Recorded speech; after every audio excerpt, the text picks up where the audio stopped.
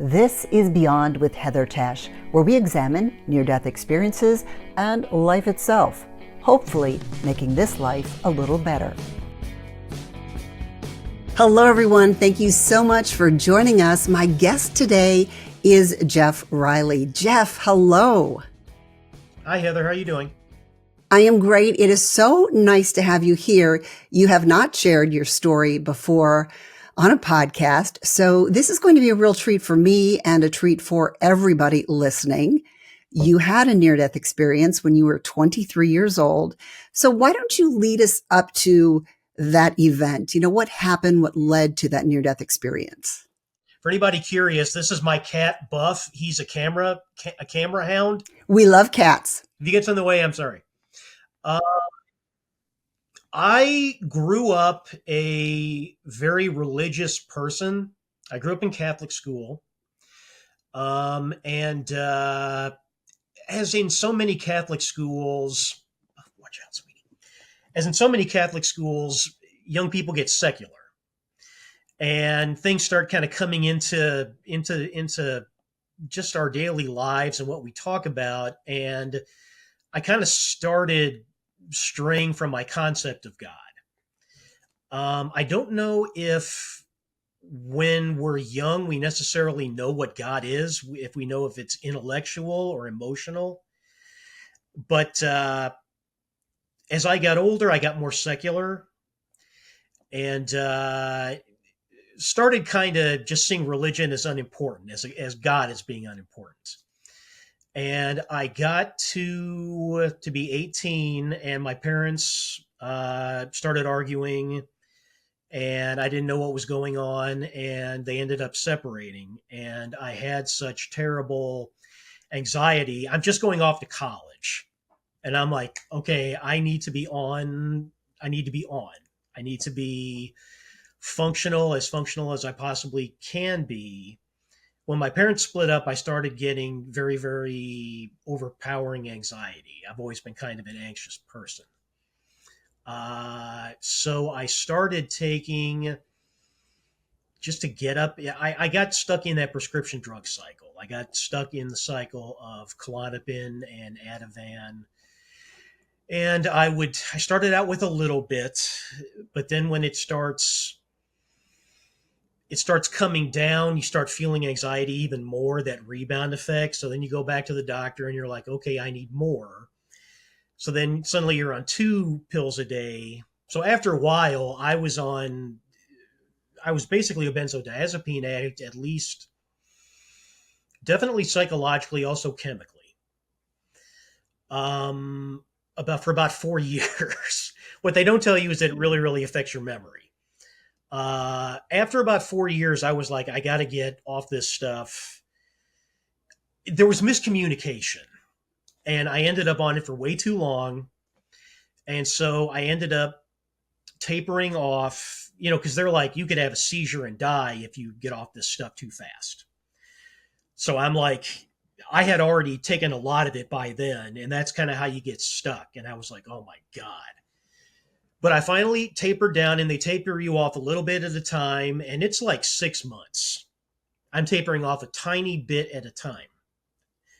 And I finally got to the point where I was done.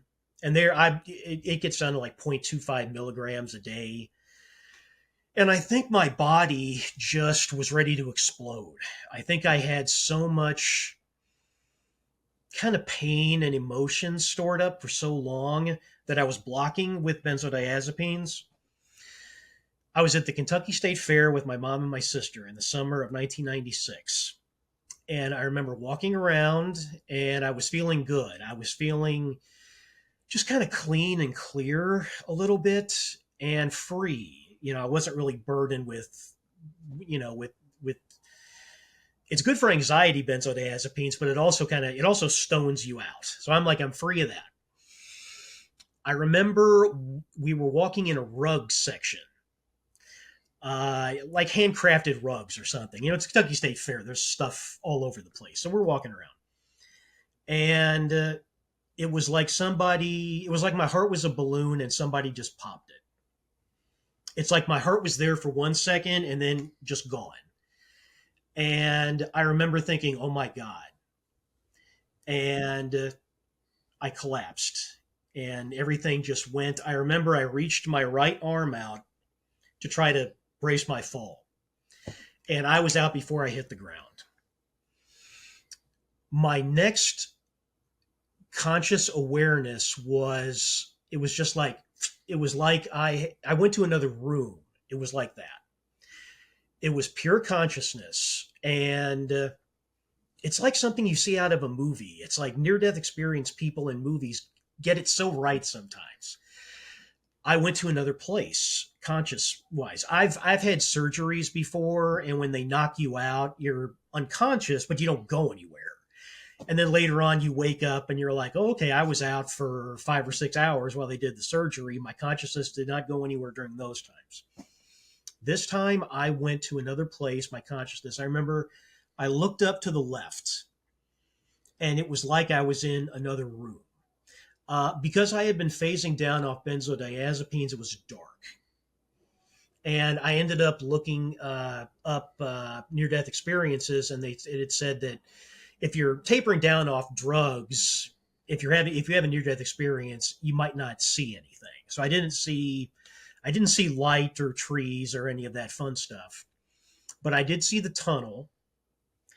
The tunnel was there. It was like energy, and I can see it in my mind now. It was like pulsating and turning, just very very slowly, and it felt like something that you do see in a science fiction film when there's just, you have people kind of go through a tunnel from one place to the other, and what is indescribable and staggering is the amount of love.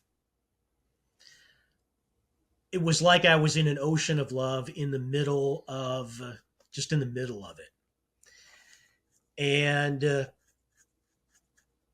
from there, I I don't remember. I don't know. I don't remember how long I was there, but I came back, and it is sort of like, you come back into your body, and suddenly I'm hearing people panicking. There were paramedics there. My mom and my sister are hysterical. Um, they did EKGs on me and stuff like that, and my brain was fine. But it was literally being reborn. It was like I had died or something, and I came back. And I'm guessing that this is what we experience as children. When we're children and it's like we're soaking everything up and we see everything, it's like we look at adults and we're so. I think that's why kids start crying. I think kids perceive when adults are kind of messed up, or like when we're adults we don't see that, but the kids do. They perceive. So all of a sudden I'm perceiving and seeing things in just a whole new way, like I was a reborn child. But I'm 23, so I have the intellect of a 23-year-old man.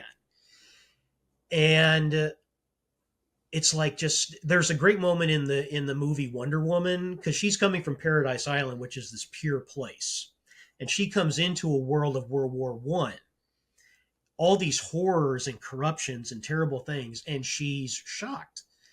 She's this pure soul, and she's like, what is this horrible thing you people are doing? This war, you're killing each other. Why is this? So I came back, and that was my perception, was just seeing all of the stuff that I had become blind to when I had gotten older, like we all do in the world. I came back with a sense of needing to do good, needing to be good. I don't know, honestly, if I came back or if I was sent back. Because after a while, it's like something like this happens, it's pretty big. Right.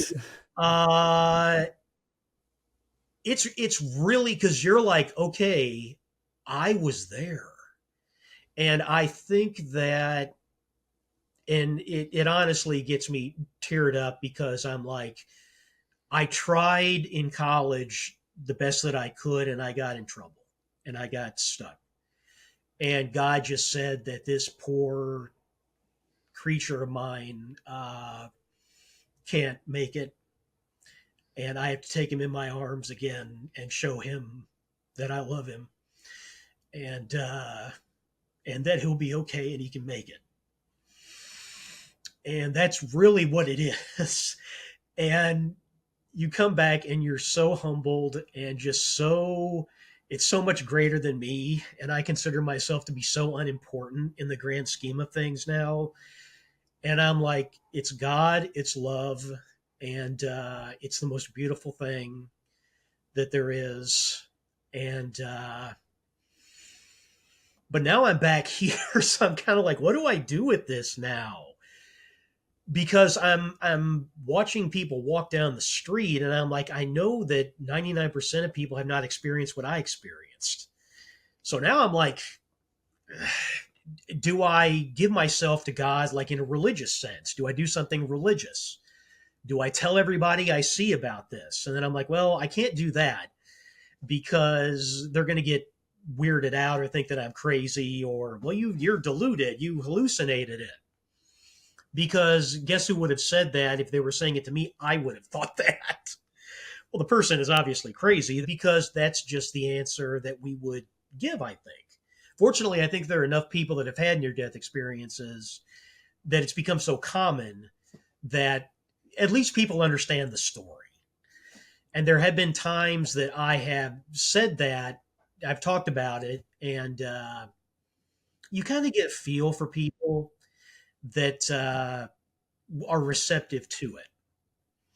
You know, it's like you're hanging out and you're at a restaurant or something, and you get somebody aside, and you're just kind of like, it just kind of flows into it sometimes. But I don't like to share it all the time, but I don't know if I'm supposed to or not. It literally is. I came back. I'm not positive why. I asked God for guidance. Now, I feel God in my heart now. God is in my heart now because I met him. I met him. He loves us all so much. He really does. I say he. Love, the creative element. Yeah, what God is. Uh and I just ask God to guide me now, because I'm like, this is so much greater than me. This is so this I'm so nothing compared with what I just experienced.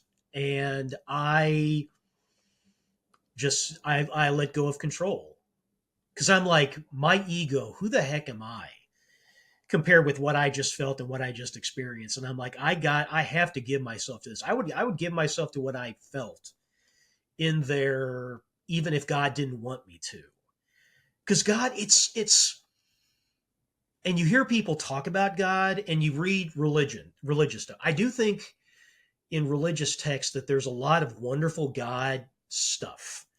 Because I'm like, okay, I think this part of Proverbs or Psalms or whatever, I think this one nailed it. And I think whoever the people writing the Bible were feeling that inside themselves. Then there's certain things that they say, and I'm like, I don't know about that.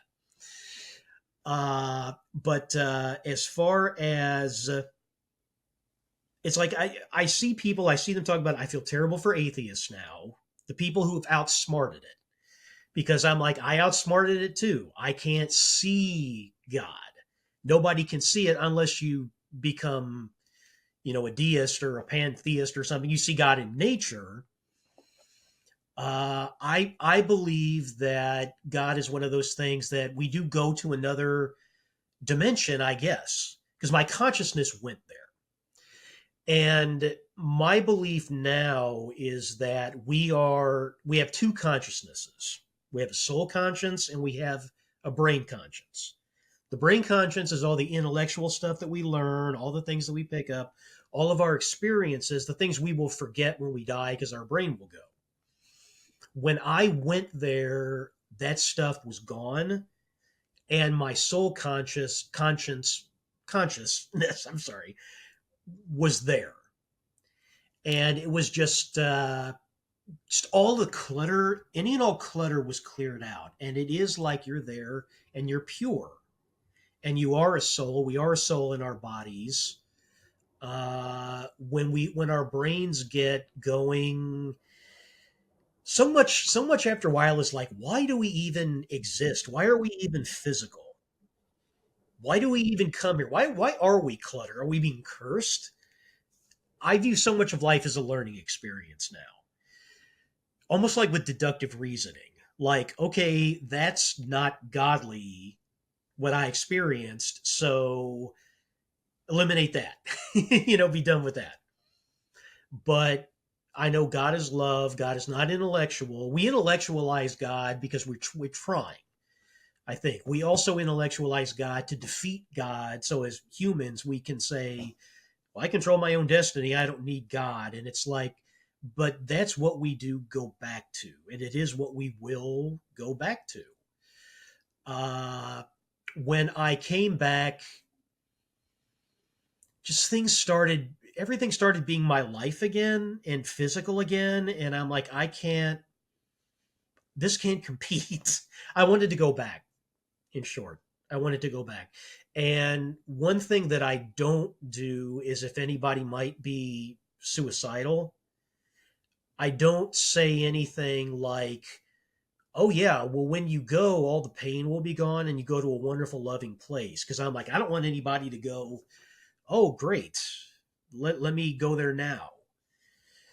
But no, I didn't go all the way.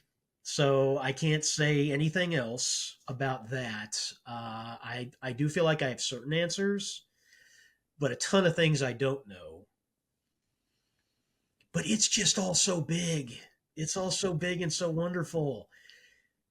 And you come back to this physical world, and we are like human insects running and flying around, and it's like we have these wonderful souls that we're going to be free of. Why are we here?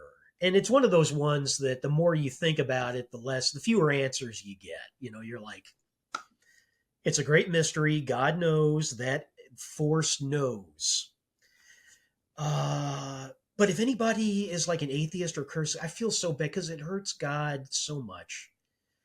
It's like pure love. Whenever there's anger or hate or pain, it hurts that love so much. It really does. God does not demand anything of anybody. He wants you to love him, but it's not biblical. It's just his. I say his again. His feelings are hurt when he's not loved, and that's all I can say. Well, that was beautiful. Yeah, it is. I've come back, and of course, over time, I'm kind of an intellectual in a way. So I study philosophy, I study history. My ego does kind of get back in the way, and I'm also kind of a starving artist writer type. There are times I don't know what to do. I'm like, do I give everything up and just devote myself to God like all the time? I'm like, I try to feel that and I try to bring that in myself as much as I can with other people. But yeah, it's absolutely amazing. We are souls in human bodies. We do have a soul consciousness apart from our brains. A lot of the great philosophers like Rene Descartes are like, well, there's a mind body problem. And because they believed that whatever the brain produces is the soul. And I'm like, no, we have two consciousnesses. And when we die, our brain consciousness, because our physical body goes away and our soul consciousness is left. And if that's going to another, I didn't go all the way, so I don't know. I don't know if I was in the tunnel or not. It's like I remember that stuff early on, and then I eventually came back. So I'm glad I did. Uh, it's wonderful for me personally to feel that in my heart because I do feel like now I can kind of like talk to God a little bit. I'm not just making something up or talking to something that's disembodied. Right. I'm not trying to make up something to make myself feel better. I'm kind of like, it is kind of like a co pilot thing. I'm like, God, well, what do you want me to do here? How are you going to guide me here? What's the best loving thing to do? In certain ways, going into the world, it can be a little bit of a burden because it is such a dark, evil world. And I'm not being preachy at all, but it's so tough when you see it. And even so many people that are considered good or to a certain extent are good are also so cluttered with just not getting it to a certain extent. It's like, so there's so many good people. There's so many secular humanists that are wonderful. They're wonderful people. They'll give you the shirt off their back, but they don't have that cosmic loving sense, I guess I would say it. I don't know if we're supposed to forget that. I think we have it driven out of us when we're kids. I think our parents drive it out because our parents have to teach us how to be materialistic. We need to teach these, you know, do the physical things. You have to work on your motor skills and you have to work on your intellect and stuff like that. I do think when you see like a little kid looking at the world that he or she sees it through those eyes, through the eyes of that pure love. And it's like now I see a child, like a parent holding a child that's crying, and I'm like, oh God, I hope that parent isn't. I don't like using the word toxic, but I hope that parent, I hope that parent has some kind of mental and emotional and spiritual health that this child is going to be okay. Yeah, I coming back, I at first uh, did have that sense that I need to correct things, like I need to fix things. Here's camera hog again, Buff. Oh, we love Buff. Buff's my little guy. It's my special little Love guy. that. After a while, you realize you can't because the first thing you get are people like, well, who's this crazy religious fanatic trying to convert me to whatever? People have too many defense mechanisms. Right. So I'm kind of like, okay, God, just keep guiding me. And when something comes up, I don't pursue things now because I know whatever comes up is what God wants for me. And so that's what I go with now. I have to relinquish that control. I can't be egomaniacal in a way because I used to be kind of a peacock. I used to have beautiful red hair and I was arrogant and smart and I'm like, okay, I know everything. I know everything. Everybody listen to me. And you come back from that place and it's like, I don't know. All I want to know is what I experienced. And I to be egotistical now, it would be like me taking that experience and giving it a middle finger almost and saying, and if you feel that in that way, I'm glad I experienced it when I'm older because I can appreciate it. I can't talk myself out of it. I can't BS myself and go, okay, that happened, but it's unimportant or something. It's like, it's pretty important. So I guess knowing the story that it's there, we are souls in human bodies. We do have a consciousness. We do go somewhere when we die. It is loving. I believe in God. I don't believe in the devil. To me, that's people intellectualizing. Well, God exists, but there are bad things in the world, so there must be a devil to explain all those bad things. And I'm like, I don't know why bad things happen, but I do believe in kind of a karmic sense that it's supposed to happen. And even if it's bad, I'm like, it has to be. And now I consider death to be like leaving town. If somebody died, I love the term passing away because I don't like dying because dying does imply the end. When somebody passes away, I'm just kind of like they leave town. And if you have somebody like who's older, who has an illness or something, I almost feel good for them because I'm like, they're free now. Who they really are, they are free. And we hear people say that as like well wishing, but it's true. And I love sharing the story. I do feel like it's important. I feel like I'm unimportant. It is true, the more I learn, the less important I feel. It's interesting you say that, though. You said you're unimportant, and yet you were important enough that you were held in that love. In that way, yes. I feel like there are times when God almost wants to go like, no, Jeff, you are important. I'm as important as anybody else, I guess, in a grand scheme of things. But I'm so humbled, Buff. I'm so humbled and just nothing could be as important as that again. And I don't want. It's like I say about God, please guide me. That force, please guide me, because I don't want to be lazy either. I don't want to be like, well, that was wonderful. Now I don't have to do anything. Right. I'm like, maybe this is the special kind of thing that I'm meant to share. I think so. But it's like I say, I don't like throwing it around because I don't want to seem like, to a certain extent, it's like I think people would treat it like you've just seen Bigfoot. Because a lot of people are like, you just see Bigfoot and nobody will believe you. So obviously you're not going to tell everybody because people are like, oh boy, this guy is, Right. how everybody who's had a near death Mhm. experience knows that. I really wish that I could have seen more than the tunnel, but I can't say that I saw light, or it's almost like there are times I feel a sense of light now, though. Almost like you feel that sunshine.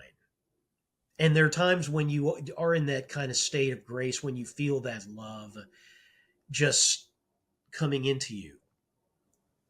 And God, it is just so good. And it is so amazing. And it is so pure and so much bigger. It's like I want to help so much in a way that I'm like, okay, I see something I think is bad. And I'm like, okay, now I have to speak out. And so much of it is like, stop it, everybody. Stop being dumb. Stop. God doesn't want that. Which is true of war and things like that. I mean, anybody who says God's on our side or whatever, I'm like, God's on your side, but God's not on your side to kill people. God's on your side to love each other and stop. And just, if there's a bomb, you disarm the bomb. You don't have another bomb to create a double explosion. But I don't know. There are times I feel powerless and I'm like, what do you do? And yet I think in sharing your story, that's your power. That's important because there are so many people like me that crave these stories and hearing the details. I mean, your story is beautiful. And so I do think it's important that you're sharing it. And Jeff, I have jotted down notes while you were talking. I've got questions to ask you. And let's go ahead and take that into part 2. And for those of you listening, there's a lot more to come with this. So please stick around. And if you've enjoyed it, give it a like. And also, Jeff and I would love to read your comments. So please, just leave your thoughts there in the comments section. So come back for the next episode. Thanks so much for joining me on Beyond with Heather Tesch.